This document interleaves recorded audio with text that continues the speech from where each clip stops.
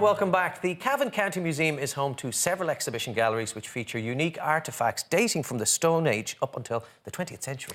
Back in 2014, they also added a life-sized replica of a World War I trench to commemorate the centenary of the start of the Great War and to remember all those who fought and lost their lives during that period. I recently paid them a visit to find out more.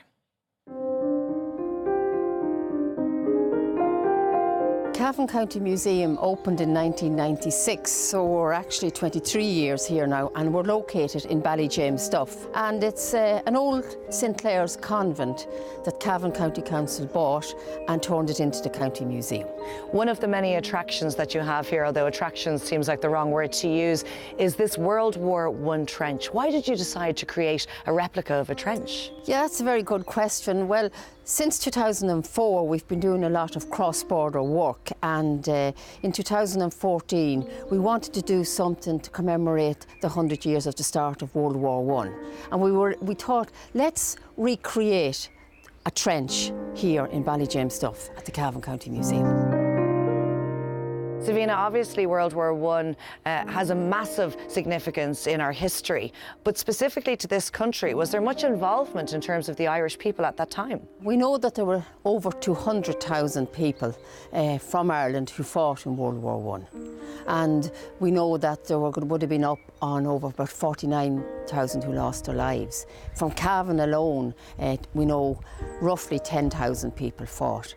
And in a recent publication we just published, we know over 700 lost their lives. With regards to their reasons for joining the British Army and fighting in World War I, what were those reasons? There were many reasons. Very often to earn a living.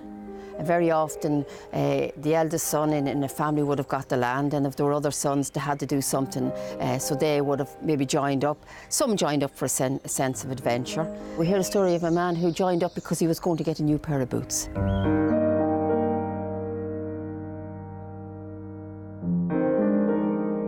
Looking around this trench, Savina, it's really very grim. What would daily life have been like here? The way it was planned, Laura, was that every soldier, there would have been hundreds of thousands of soldiers here, and they would spend 5 days at the front line and 5 days in the reserve and 5 days in the back line. Of course, they slept outside. Sometimes people think they had huts or places. They had nowhere, absolutely nowhere. So slept here? Slept here or anywhere along. Initially, there would have been no wooden boards, but as ammunition came out and guns, and they used the timber from the boxes, and they started to make a footing for themselves.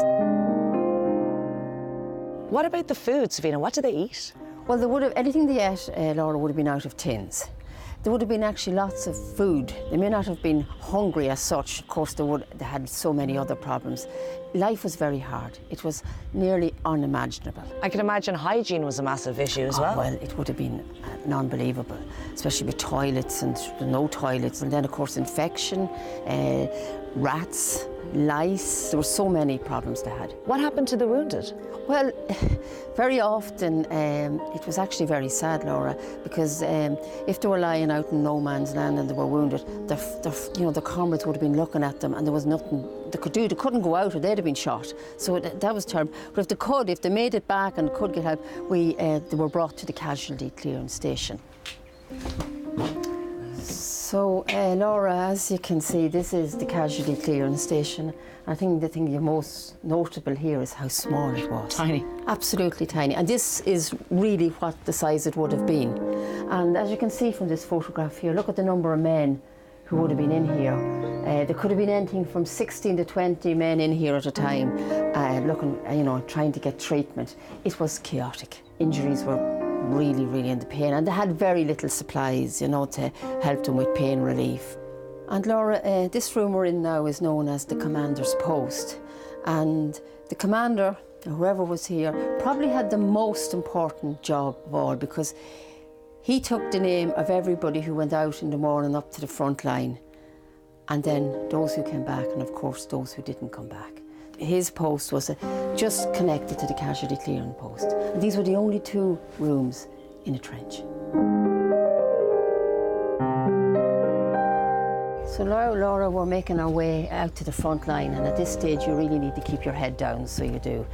And as you can see, there's a lot of barbed wire in no man's land, and that was to stop soldiers running across, and of course the Germans coming. So barbed wire had a big effect in World War I. And then when they couldn't get overland, they had to do something, so they started a tunnel underground. And they would put a soldier in, and the soldier would listen, sometimes with a stethoscope, and listen to what the enemy was doing. It's really quite an incredible experience down here, Savina, to have a look at no man's land, the enemy line there, and of course the grim reality that was this trench, and so many men lost their lives here. A terrible story, but a real education, and a poignant one at that. Very much, very poignant, and it gives you and gives people an idea of World War I and the terrible, terrible life experience from all sides. Incredible stuff. It was very poignant, yeah. Yeah, I can only imagine 200,000 Irish people. I know, I had no idea there was that amount of people. And what an incredible recreation of, like you were in it, you got a sense of what they it have was. the acoustics and the sounds as well, so everyone is very respectful walking around it, but very informative, so I'd highly recommend a visit.